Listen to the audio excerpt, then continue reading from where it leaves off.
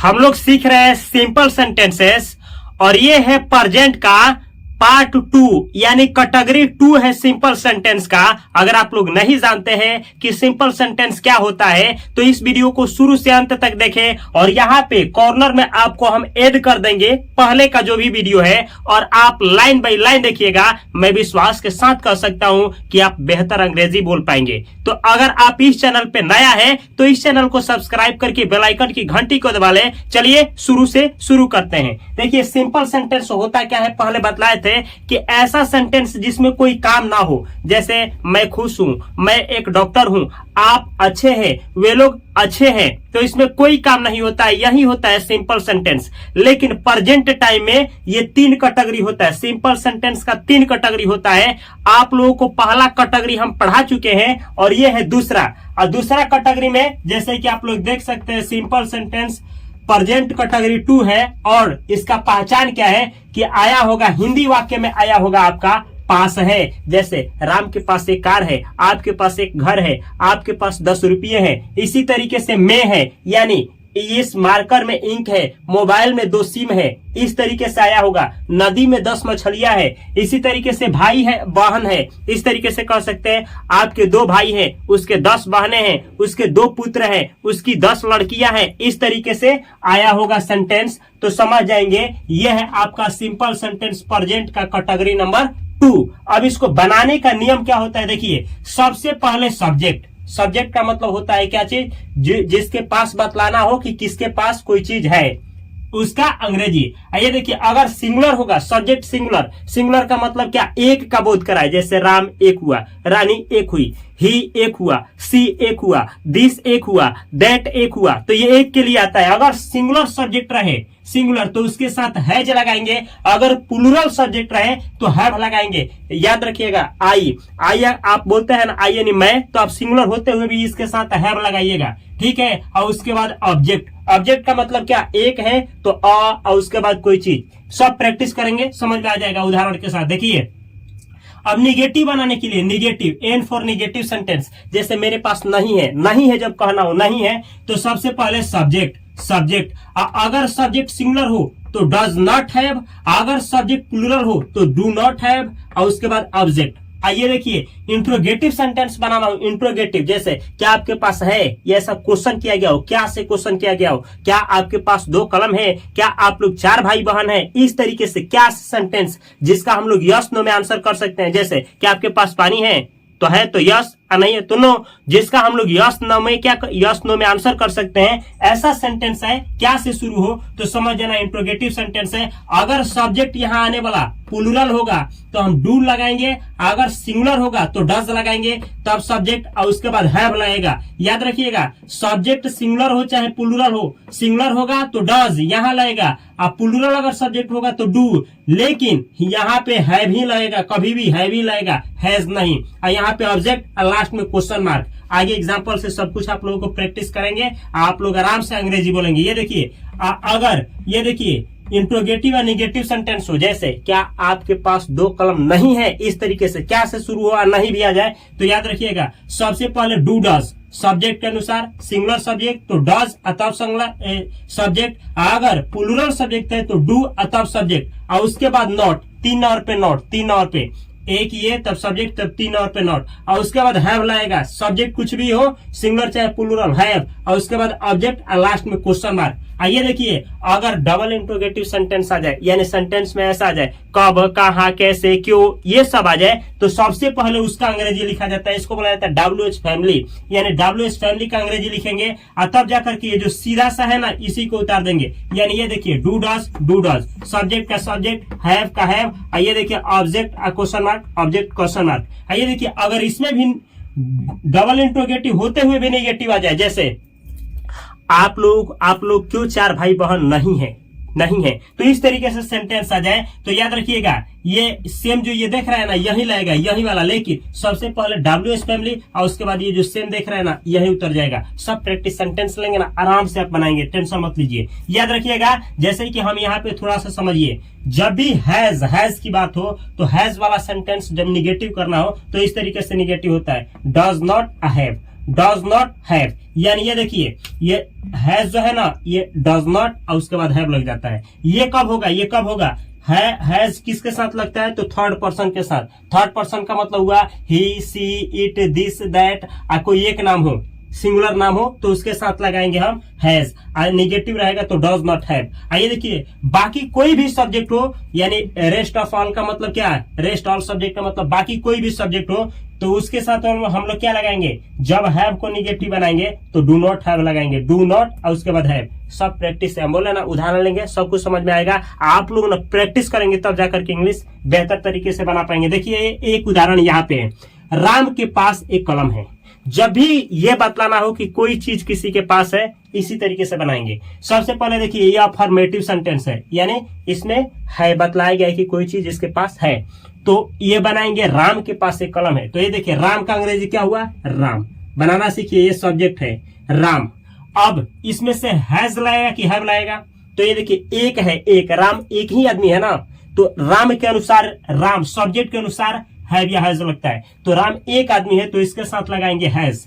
तो ये हुआ आपका has, Ram has, Ram has, Ram के पास है, क्या है, तो देखिए एक कलम। तो एक का अंग्रेजी क्या होता है, एक का अंग्रेजी होता है अ, कलम का अंग्रेजी होता है पेन, तब लिखेंगे full stop. Ram has a pen, Ram has a pen, Ram के पास एक कलम है।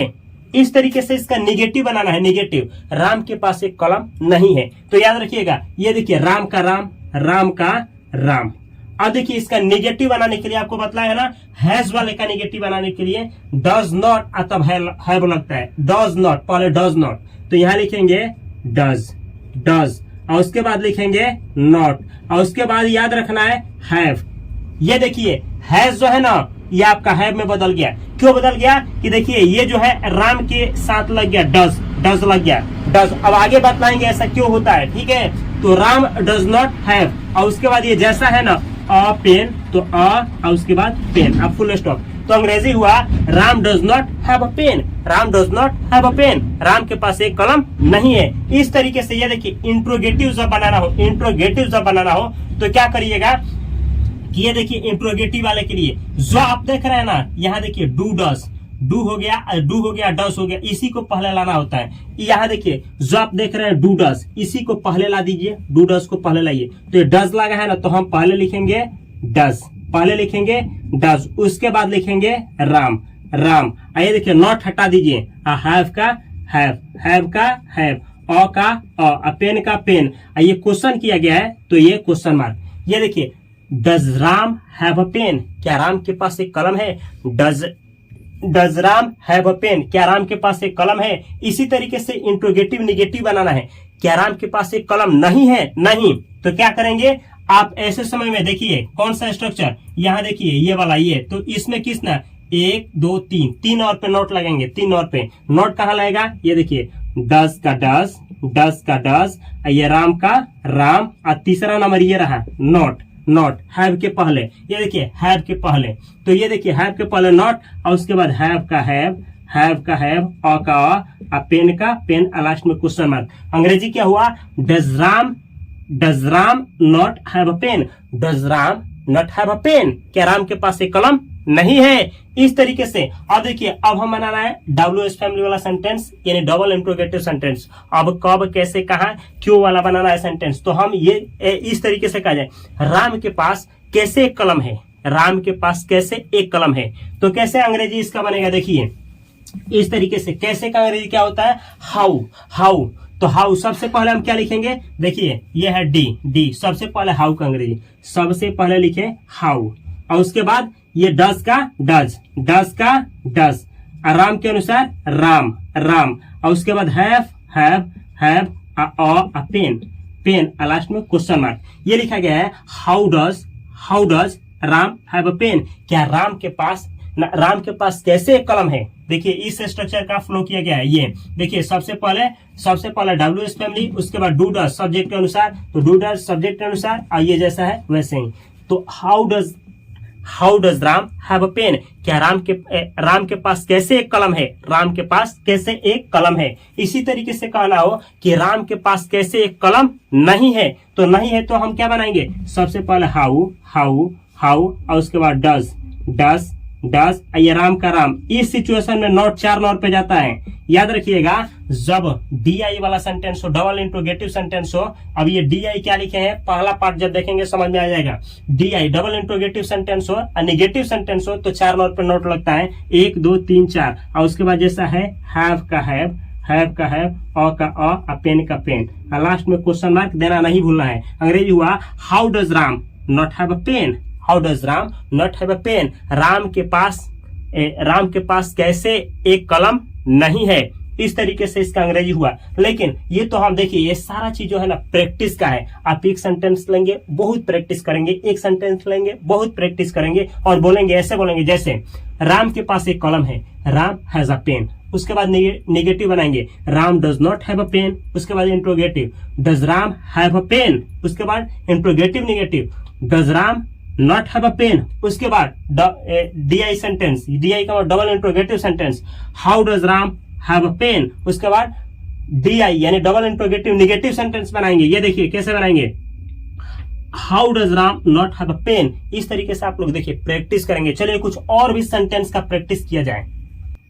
तो ये देखिए, पहले बार हम लोग ना सब्जेक्ट सिंगुलर लिए थे, अब की बार प्लूरल है। अब प्लूरल मतलब एक से अधिक के सेंस में आपका यूज किया जाता है। तो आपको बनाना है ना, आपके पास 10 रुपये है। कैसे बनाइएगा, सबसे पहले इसको ना अफर्मेटिव सेंटेंस बनाया जाए। अफर्मेटिव मतलब जैसा है वैसे ये अफर्मेटिव है।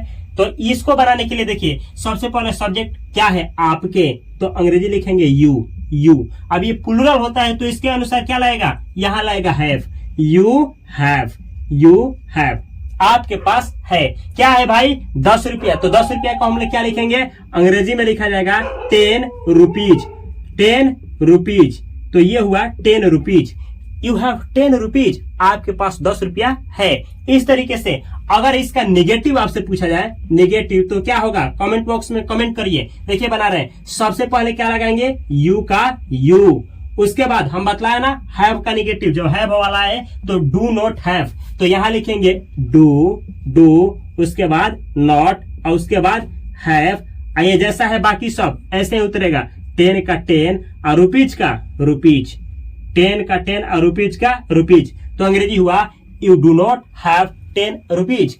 आप इसको शॉर्ट में ऐसे बोलेंगे, you don't have 10 rupees, you don't have 10 rupees. आपके पास 10 रुपया नहीं है। लेकिन अभी आपको बेसिक सीखना है, ठीक है, बाद में सीखा जाएगा एडवांस। आगे देखिए, ये अफर्मेटिव हो गया, नेगेटिव हो गया, इंट्रोगेटिव। क्वेश्चन पूछिए कि आपके पास 10 रुपया है, तो ऐसे बनाने के लिए, इंट्रोगेटिव सेंटेंस बनाने के लिए हम लोग क्या करेंगे, इस तरीके से। सबसे पहले क्या करेंगे, ये देखिए डू है ना, तो डू को पहले घींच करके पहले लाएंगे डू। उसके बाद यू है तो यू, यू। ये देखिए हैव, नेगेटिव नहीं है तो हैव का हैव, हैव का हैव, 10 का 10 और रुपीज का रुपीज, रुपीज का आपका हुआ रुपीज, और लास्ट में क्वेश्चन मार्क। तो इस तरीके से हुआ, डू यू हैव 10 रुपीज, क्या आपके पास 10 रुपया है, डू यू हैव 10 रुपीज, क्या आपके पास 10 रुपया है। इस तरीके से कहना है कि क्या आपके पास 10 रुपया नहीं है, यानी इंट्रोगेटिव निगेटिव सेंटेंस। तो ये देखिए, इंट्रोगेटिव तो होगा ही होगा, निगेटिव ही होगा। तो इस तरीके से डू का डू, डू का डू, यू का यू, और 3 और पे नॉट। ये देखिए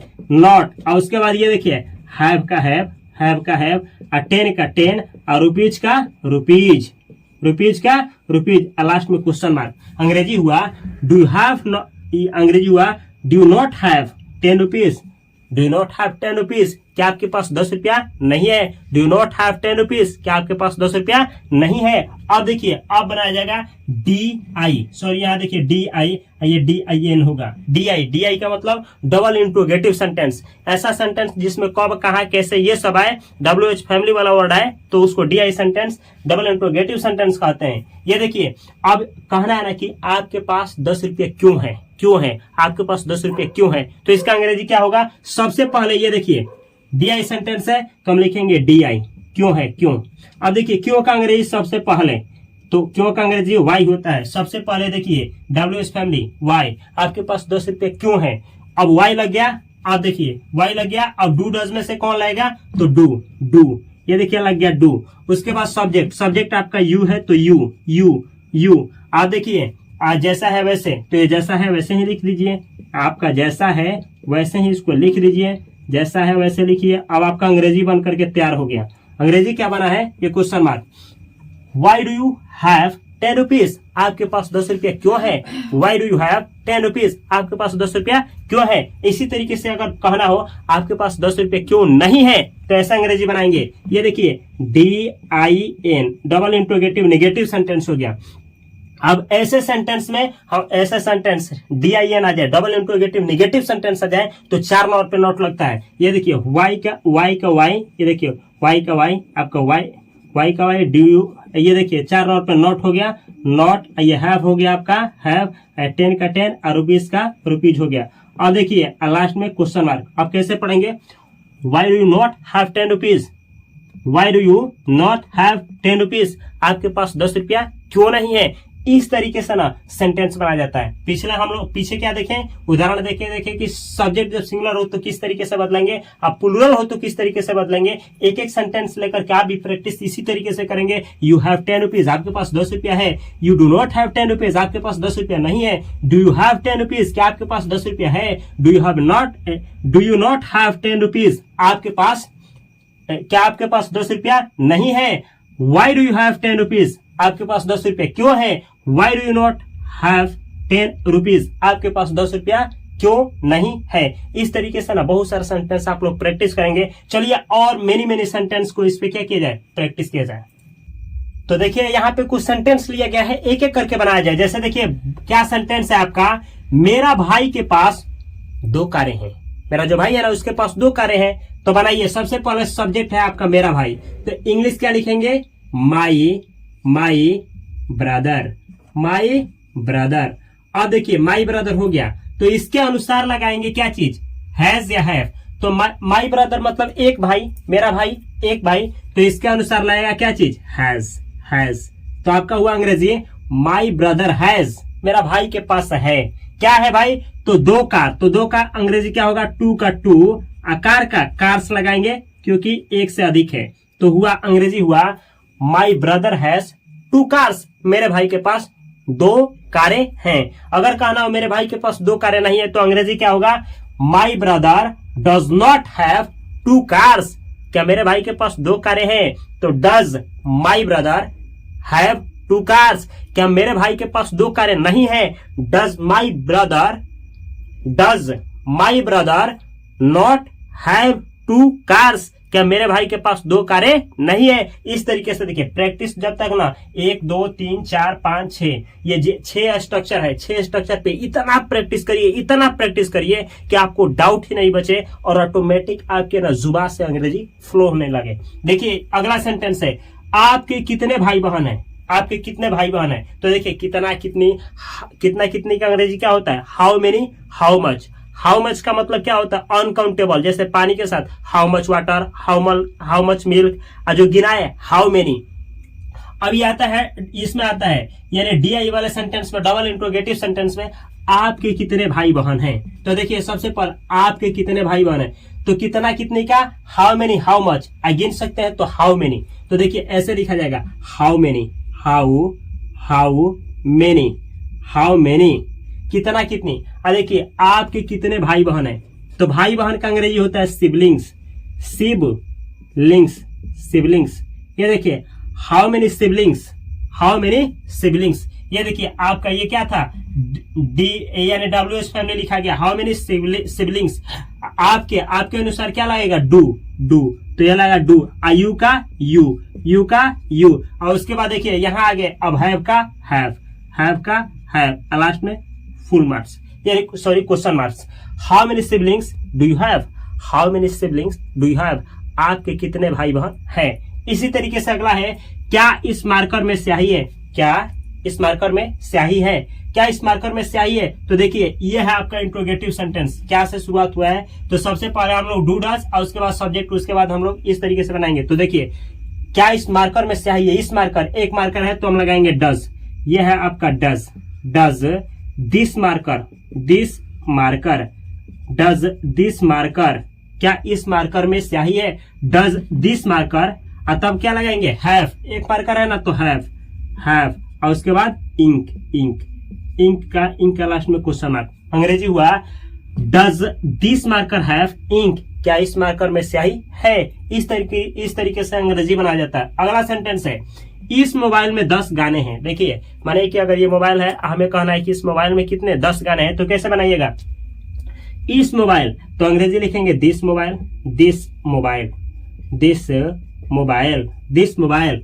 ये एक मोबाइल है तो इसके साथ लगेगा हैज, दिस मोबाइल हैज, इस मोबाइल में है क्या है 10 गाने, तो लिखेंगे 10, 10 का 10, ये ऐसे लिखिए, अंग्रेजी में लिखिए 10, 10 का 10, और सॉन्ग्स, सॉन्ग्स, तो आपका अंग्रेजी हुआ दिस मोबाइल हैज 10 सॉन्ग्स, इस मोबाइल में 10 गाने हैं। इस तरीके से देखिए अंग्रेजी जो है ना, आपको एक रोड मैप बस दिया जा रहा है कि इस तरीके से आप लोग क्या करेंगे, सेंटेंस बनाएंगे। बाकी आप सेंटेंस को ढूंढिए और ढूंढ करके आप ना सेंटेंस को प्रैक्टिस करिए, और एक सेंटेंस लीजिए और इन 6 पे क्या करिए, प्रैक्टिस करिए। पहले आप लिखिए फिर उसको बोलिए। इस तरीके से आप प्रैक्टिस जितना करेंगे ना, उतना प्रैक्टिस करने से आपकी क्या आएगा, यानी फ्लुएंसी आएगी। आप न बिना अटके ही धारा प्रवाह आसानी से अंग्रेजी बोल पाएंगे। तो इसी तरीके से प्रैक्टिस करने के लिए आप लोगों को यहाँ पे एक प्ले लिस्ट दे रहा है, हो सकता है आप देर से वीडियो देख रहे हैं। तो देखिए सिंपल सेंटेंस जो होता है, प्रेजेंट का 3 कैटेगरी, पास्ट का 3 होता है और फ्यूचर का 3 होता है।